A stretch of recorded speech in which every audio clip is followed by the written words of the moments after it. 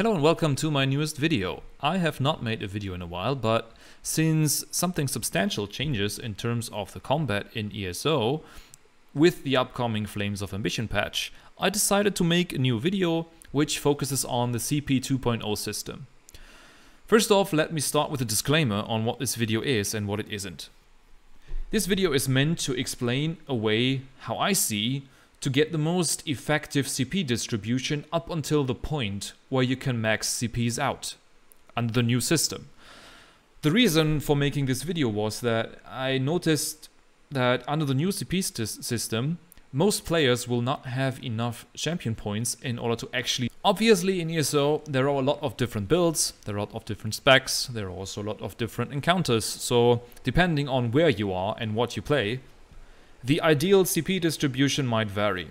There are class passives or class skills that synergize particularly with different CP nodes that you can unlock now, so it might be a little bit different depending on what kind of class you play or in which encounter you are. So don't take anything I say here as set in stone. This is just meant to provide some guidance on how generally, I suppose, should be the best way to distribute CPs, to just outline some concepts and synergies between CP passives and so on. So the first constellation is the Warmage.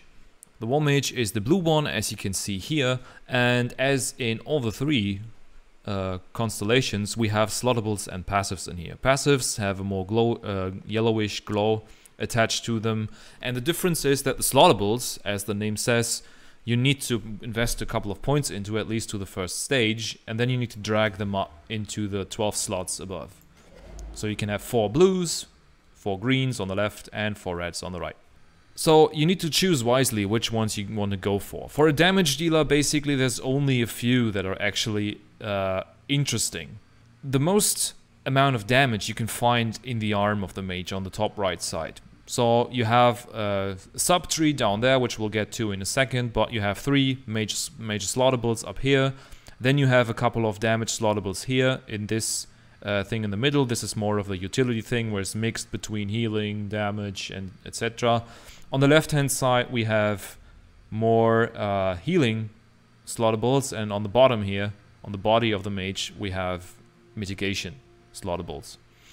So what I want to do now is just kind of go through the order of things in which I suggest unlocking the stars once you keep unlocking more CPs over time. So the first thing I already unlocked here, which is the Precision. Precision is the one I suggest doing first. The reason is that this one is critical chance. Critical chance in PvE is probably the most sought after stat you can get, simply because of how much it affects your damage. This one, for example, if you max it out, gives you 640 critical chance, and if you want to convert that, 219 critical chance is 1% if in conversion actually. So this is around 3% critical chance overall, which is not bad, but I'd still suggest not maxing this out entirely. The first step will just be to put 1 stage into this, and then we'll move over to the Extended Might and put 1 point into the Piercing. Or at least 10 points, so the first stage.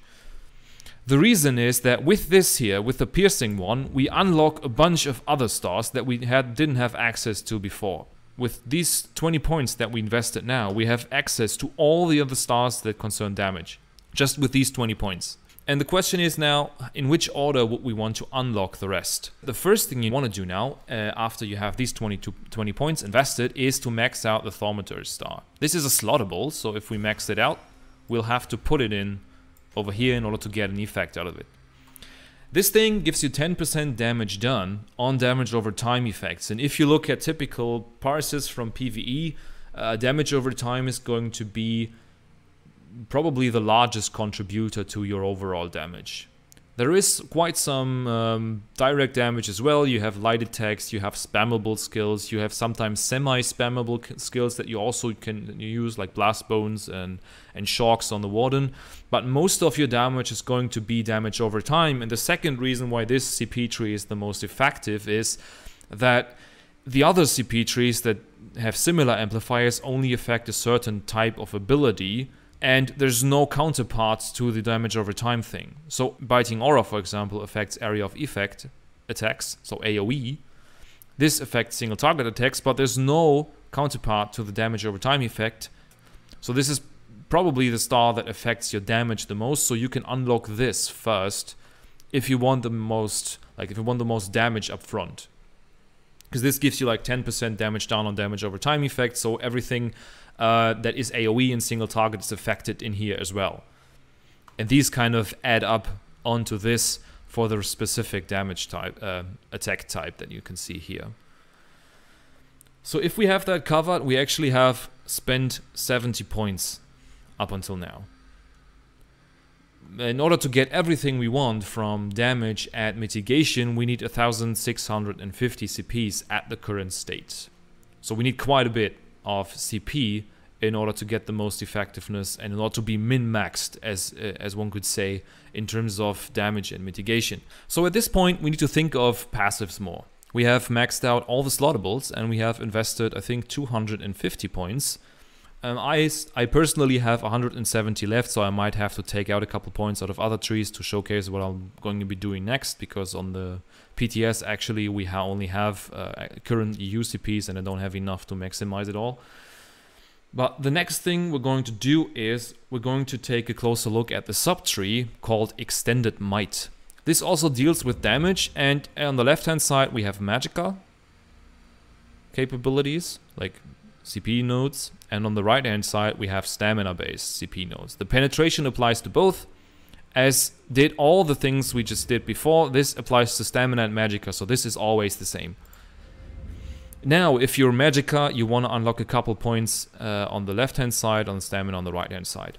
We're going to take the first one of Flawless Ritual, which gives us 30% chance to apply magical status effects, and on the right hand side we're going to get 30% on martial status effects. This is everything that has to do with stamina abilities and the status effects that they deal, and this is with has to deal with magic abilities. That's like flame, fire damage, shock damage, frost damage, and magic damage. All these will apply to the left hand side, and then you have physical damage, poison, and disease, which will apply to this one, to the Battle Mastery. So we're going to unlock either Flawless Ritual or Battle Mastery, and afterwards we're going to unlock the Warmage. Obviously these require quite a few points to unlock. So you have 20 points here and 30 points here, so these two alone require 50 points. And the next one that we're going to do afterwards is going to unlock the second stage of Flawless Ritual. So these two we want to max out next. The 60% effectiveness on status effects is quite nice to have, because it also increases your damage in pretty much all cases, because all status effects have at least an initial damage hit that they deal that will be occurring more often, and also some status effects tied to class passives such that they will increase the sustain of the build. This applies in particular to Dragon Knights, which when they apply Poisoned or Burning, they will get 500 Magicka or Stamina back respectively, which is not something you should ignore, because this actually leads to better sustain on these classes, since they just apply these status effects more with these passives. Yeah, so that's what we're going to do next. We have Flawless Ritual maxed out, we have Warmage maxed out. If you're Stamina, just use the right side here.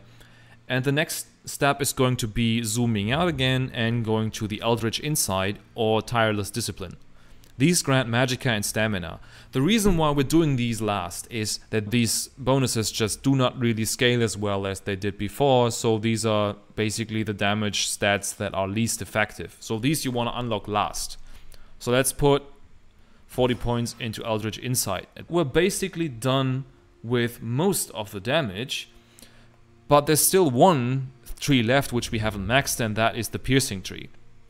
The reason why I did this last is that in usual, somewhat optimized group situations where you have a tank providing major and minor and major penetration debuffs and is at least wearing some kind of penetration debuffing set, especially if you're playing a Magicka character, you're going to have enough armor penetration, so you're bypassing all the armor of the enemy, that you don't need this 1400 offensive penetration in order to deal full damage to the target. There may be scenarios where you do need to, but it depends on preference. If you want to change this, penetration is usually the best damage amplifier that you can get. But since this depends on every individual's group situation, I suggest that you basically in the beginning, since you don't really need to care that much, you can just say, hey, let's just put 10 points into this and maximize this last so I don't waste points. Because that's what happens if you are already at the armor cap.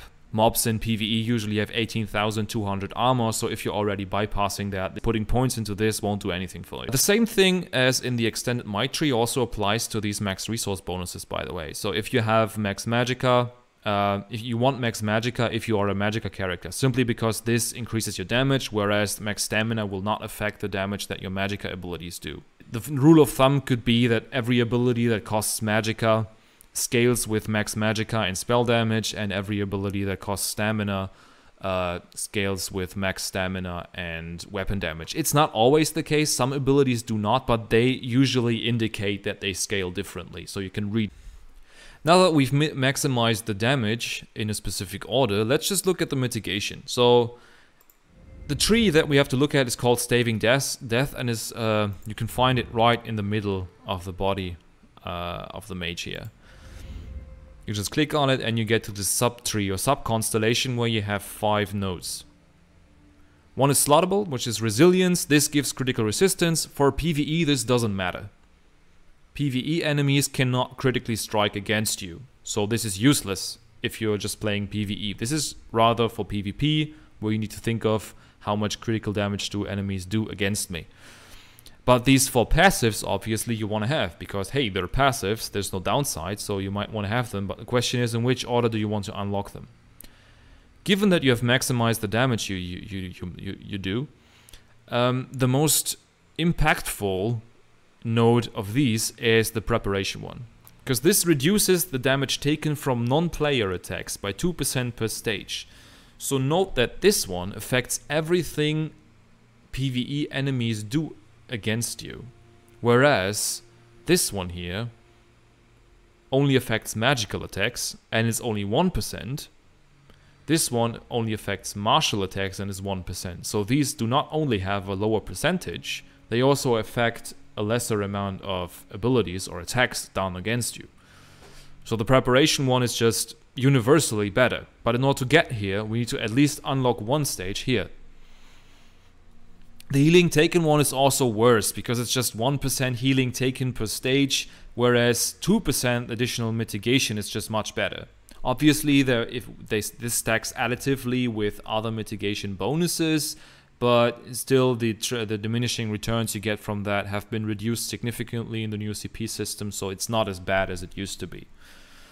So we're just going to unlock one stage of quick recovery and then max out preparation. The next thing is a bit more complex, because whether you want to max out Hardy or Elemental Aegis, or Aegis I think, depends on the encounter that you're in. So if you're in a trial or a dungeon where you know that you're going to take a lot of magical damage, you might want to first go into Elemental Aegis. And if you're in a trial or a dungeon where you know it's going to be a lot of physical damage or martial attacks, you might want to max out Hardy first. Usually, for starters, you find just alternating. So just unlock one stage here, one stage here, one stage here, one stage here, and so on and so forth, and you're good to go. And after you've unlocked all of these, go into quick recovery. Also, you can also max out quick recovery and preparation first, but quick recovery also, please note that healing taken also applies to healing you do to yourself. So this is maybe a bit more effective than it seems to be at first glance, right? So it's not only healing that others do to you, it's also healing you do to yourself. Now, this is basically the order in which I max out the mitigation. At this point, we're not done, because there's also a healing passive. We have all the Slottables covered. We're just putting damage stuff in here, so healing Slottables and mitigation Slottables are not really interesting to us. And there's one healing passive that we obviously want to have since it doesn't have any disadvantages, but it's just not really a preference that we need to go for, because usually in group content, at least, we have healers that are dedicated to healers, at least in 12-man content. In 4-man content, it also depends on your group. Sometimes you might not have a healer, where you do need to slot some healing skills in order to keep yourself alive. So then this has more value, but usually if you have a healer, this is not really of that much interest, because this doesn't affect healing taken, but only healing done. Still, you want to have it. The trade-off between this, there's another... you could obviously go for this one next, after you have maximized all the mitigation, but what I actually suggest you doing is going with Tireless Discipline or Eldritch Insight first. So this is not your main resource, so if you're a Magicka character, you already have maxed out Eldritch Insight, but you can still go into Tireless Discipline and get more stamina. Why is that important? Usually in PvE content, you're going to do stuff with your stamina. You're going to block, you're going to dodge, you're going to sprint sometime, you're going to break free. All this stuff costs stamina, so if you max out this one, you're going to get like a free 1,000 stamina, which is then amplified by other stuff, so it's more than that. And this is something that can be quite vital in PvE content if you need to block, dodge, or sprint a lot. Now, obviously there's a debate. If you know that you don't need the stamina, you can go for healing done. It also depends on what kind of race you're playing. For example, Dunmers get Magicka and stamina, so that's nice to have, and these passives might not be as relevant, so you might want to go for Blessed first. And after you have Tireless Discipline and Blessed unlocked fully, there's only a couple of other things you can do, and that's basically just the remaining part in here. But these are not really important to you, because usually you don't have a lot of flame damage, you don't have a lot of physical damage on Magicka based builds. So this is just more of a convenience kind of thing, other than actually relevant for combat. There are specs, however, where these stats can be of interest. For example, again, on a Dragon Knight, where even as a Stamina Dragon Knight, you're using a couple of flame damage abilities, such as the Standard of Might or Flames of Oblivion. So it's actually kind of interesting that you could put points into these and actually get something useful out of it. Especially the status effect one can be quite nice if you have, if you're using glyphs or something that actually are tied to these status effects. For example, if you are a Stamina Warden and you want to use a Frost Glyph to make use of the critical damage passive, putting some points into Flawless Ritual might be useful for you. As you can see, there are synergies between these passives and other passives in the game that come from classes or weapon lines or something like that. So everything I said in terms of these CP nodes and how to unlock them is not set in stone. It might be that for your build, unlocking them in a different order and with different preferences might be more useful. This is just basically a guideline to provide some insight on how the stat scaling works and how generally I would see these stars and nodes unlocked.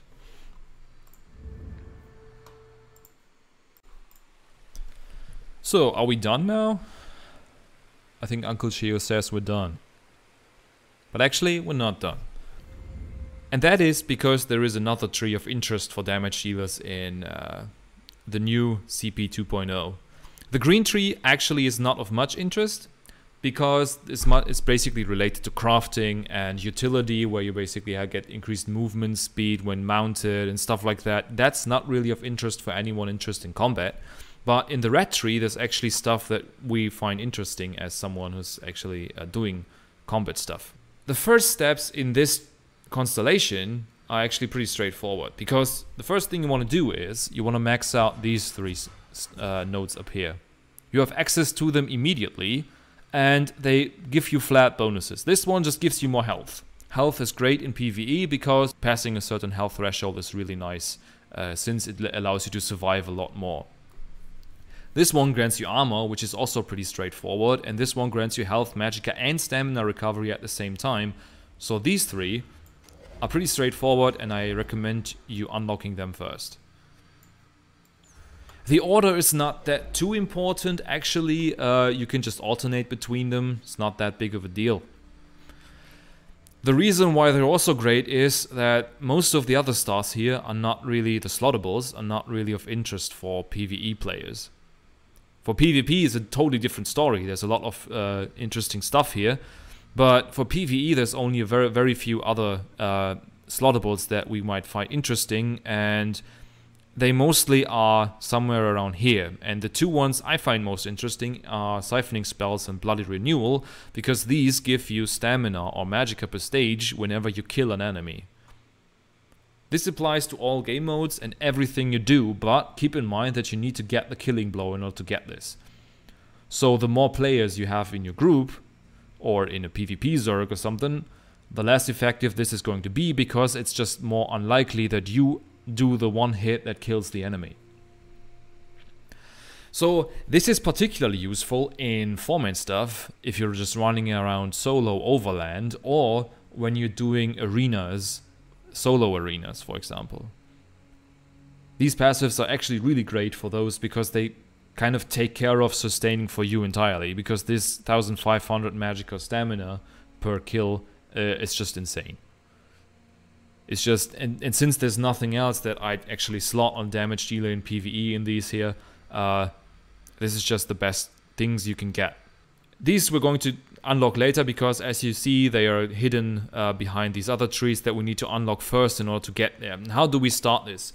Well, this tree includes a couple of other things that are interesting for damage dealers in PvE, simply because damage dealers often have to block, dodge, sometimes they also need to sprint, sometimes they need to bash. Break free is also important. Sometimes when you get stunned, it's cheaper if you get when you break 3.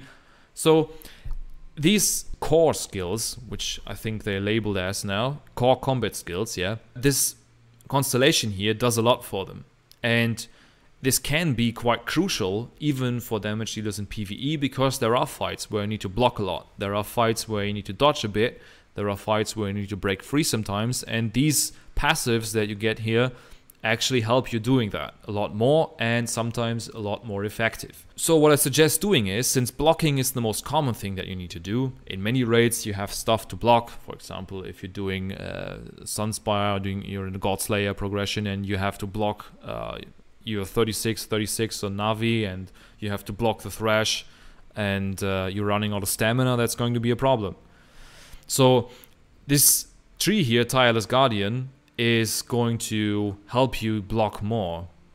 So I suggest going for this one first, but only unlocking one stage, because the main passive that you want to get first is Hero's Vigor.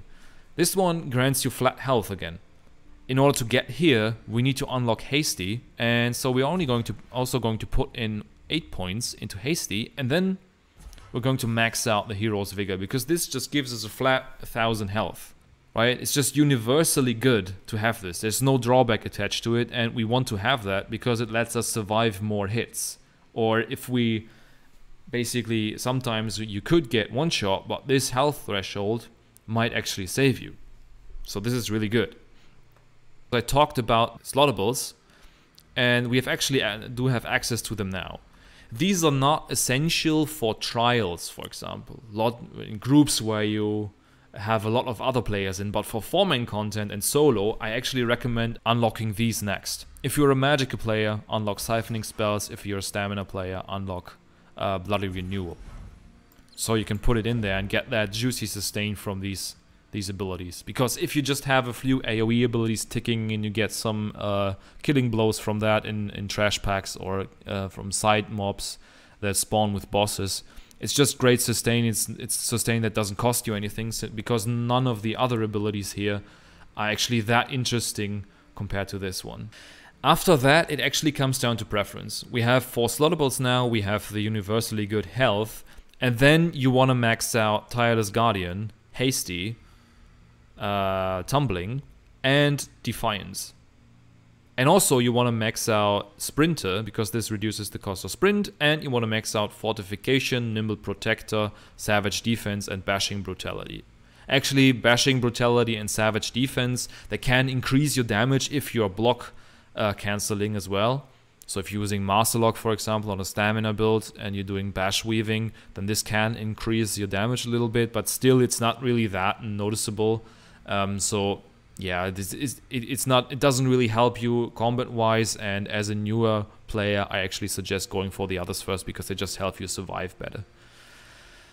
So as I said, after we have unlocked the 3 main Slottables, we have unlocked Hero's Vigor and unlocked Siphoning spells or Bloody Renewal. After that, it comes down to preference. My suggestion would be to first go for sprinting and blocking, then go for dodging, because dodging and blocking both basically have the same purpose. You want to avoid something that would kill you or hurt you otherwise. Dodging is a more mobile thing, which is better if you don't know appropriately where to stand, right? So this might actually be better if you're going for this first. If you're a new trial or dungeon where you don't know where to go, and you have AoE abilities everywhere and you don't know where to stand and you're dodging around to avoid them, this might actually be better over the blocking thing, which is more helpful once you know where to be and just block the hits you know are going to hurt you most, versus the roll dodge, which is more universally good for mobility.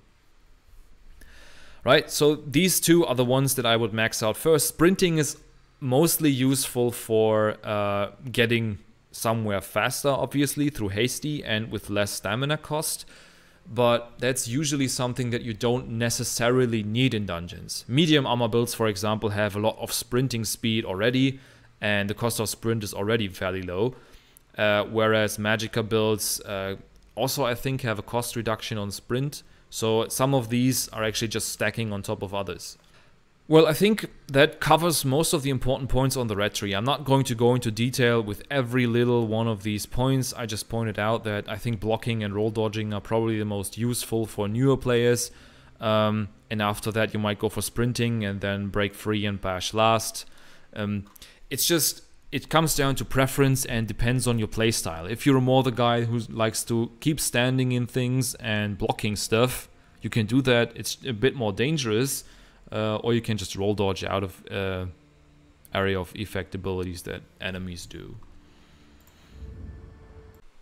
So as a final point, I wanted to show a new feature that was introduced with the Flames of Ambition patch, and it's the advanced stats panel. It's something that add-ons did before for a while, but it's actually much better if it's introduced this way into the core game, because now everyone has access to it, and in particular in combination with the CP system, we can directly identify the impact of many of the CP nodes and stars on the character sheet. Before, you had only very limited access to stats, like you had maximum magicka, spell damage and stuff, but all this here was hidden and you only had kind of approximations to estimate these values here. And now you can directly observe them and analyze what kind of impact sets or CPs and stuff like that has on the stat sheet, which is great. Well, I hope you liked the video. I hope it was helpful, particularly for players with lower CP numbers or even more advanced players who actually do not have enough CPs to max out the damage and mitigation yet, because it kind of showcases an order in which I see CPs distributed until that point. Well, feel free to post questions and comments below the video. I'll try and answer as many of them as I can, and bye.